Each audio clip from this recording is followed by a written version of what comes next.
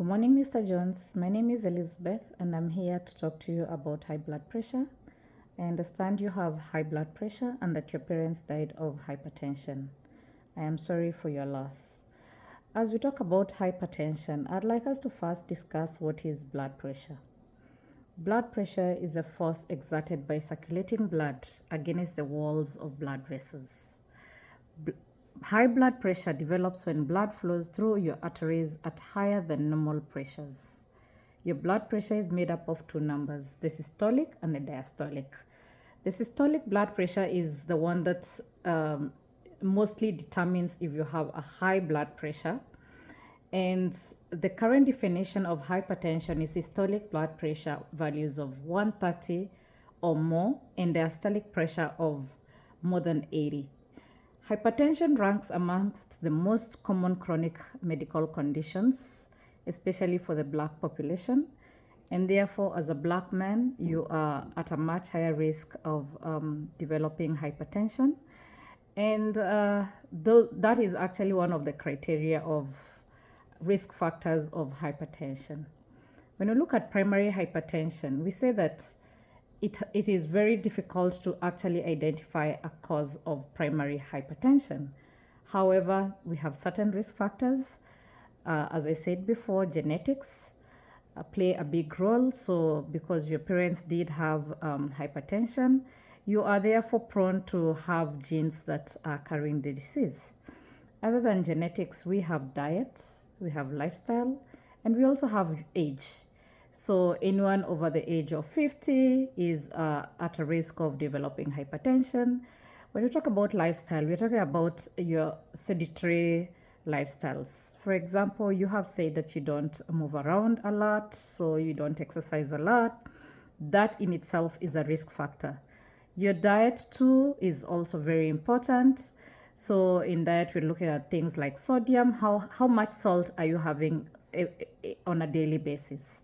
We are looking at alcohol consumption. You have said that you do consume alcohol every day. Alcohol predisposes you to getting hypertension.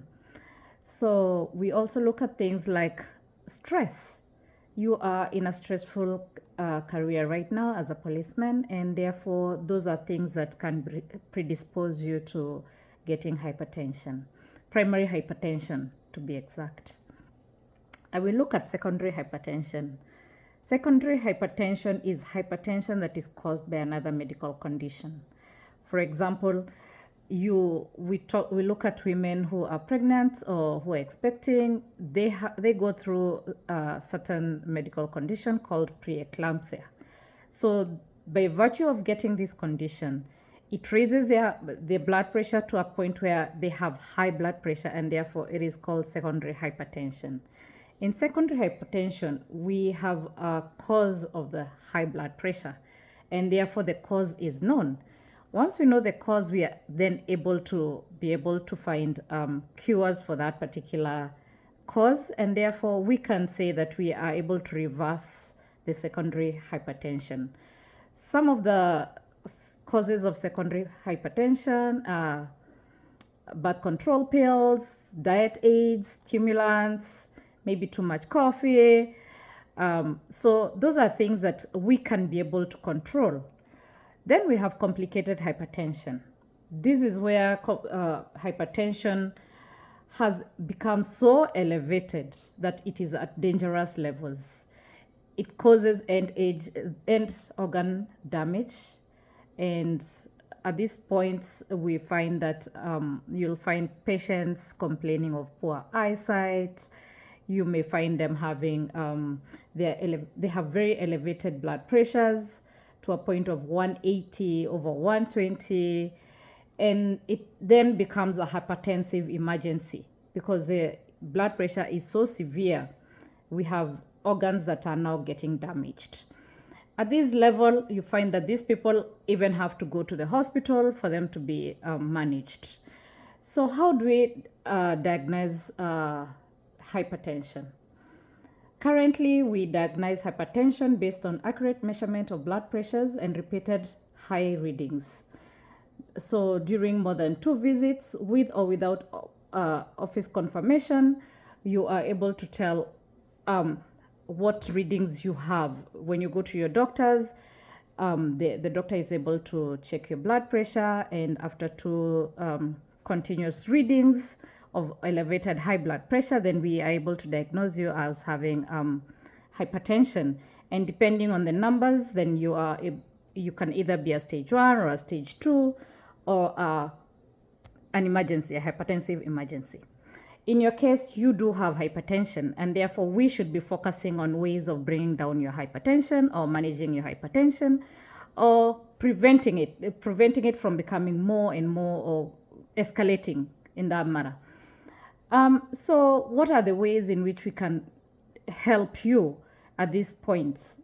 I would like to say that the most important thing to focus on right now is exercise. Exercise is very beneficial to you because it will make, if your arteries, as we spoke about, are getting clogged because of too much fat, exercise is going to help you to be able to lose some of that weight, and therefore your blood flow will become much, much better. I also would like us to focus on your diet.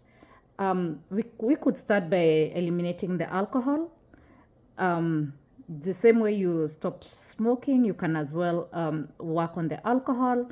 Little by little, I believe that instead of drinking every day, you can become a social drinker and drink more water. And also, we will need to look at your diet. We have the DASH diet, we have the Mediterranean diets that focuses on less and less sodium. I believe with more exercise and more diet, we shall be able to control your hypertension.